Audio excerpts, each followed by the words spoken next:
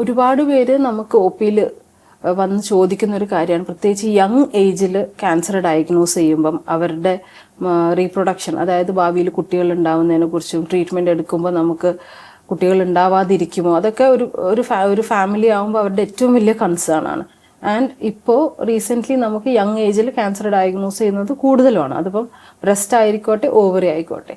നമുക്ക് early ovarian ക്യാൻസറുകൾക്ക് നമുക്ക് reproduction preserve ചെയ്യുന്ന തരത്തിലുള്ള സർജറി, അതിന് ഫെർട്ടിലിറ്റി പ്രിസർവിങ് സർജറീസ് എന്നാണ് പറയുന്നത്.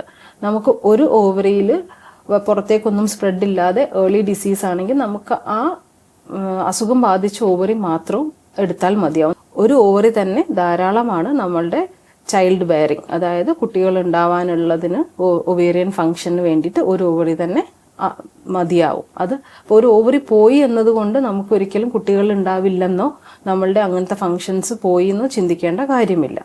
അതേപോലെ ബ്രസ്റ്റ് ക്യാൻസറിൻ്റെ ഇപ്പോൾ ഏർലി ആയിട്ടുള്ള ബ്രസ്റ്റ് ക്യാൻസറോ അതോ അല്ലെങ്കിൽ യങ് ഏജിൽ ബ്രസ്റ്റ് ക്യാൻസർ ഡയഗ്നോസ് ചെയ്താൽ നമുക്ക് കുട്ടികളുണ്ടാവും, ട്രീറ്റ്മെൻറ്റ് എടുത്തു കഴിയുമ്പം കുട്ടികൾ ഉണ്ടാവാനുള്ള സാധ്യതകളെ കുറിച്ചൊക്കെ ആൾക്കാർ പൊതുവേ ചോദിക്കുന്നതാണ്.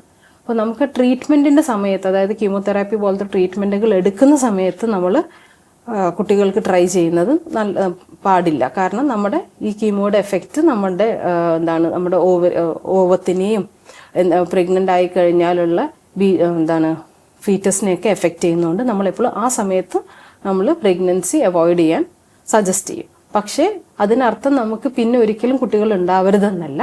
ആ ട്രീറ്റ്മെൻറ്റ് കംപ്ലീറ്റ് ചെയ്തതിന് ശേഷം, നമുക്കൊരു സേഫ് പീരീഡ് കഴിഞ്ഞതിന് ശേഷം നമ്മൾക്ക് കുട്ടികൾ ഉണ്ടാവാൻ ട്രൈ ചെയ്യാവുന്നതും കുട്ടികളുണ്ടാവുന്നത് നമുക്ക് ഒരുപാട് പേഷ്യൻസ് ഉണ്ട്. ട്രീറ്റ്മെൻറ്റിന് ശേഷം കുട്ടികൾ ഉണ്ടായിട്ടുള്ള ഒരുപാട് പേഷ്യൻസ് നമുക്ക് തന്നെയുണ്ട്. അപ്പോൾ ഒരു ക്യാൻസർ ഡയഗ്നോസിസ് ഒരിക്കലും നമ്മളുടെ ഫാമിലി ലൈഫിൻ്റെ എൻഡ് അല്ല.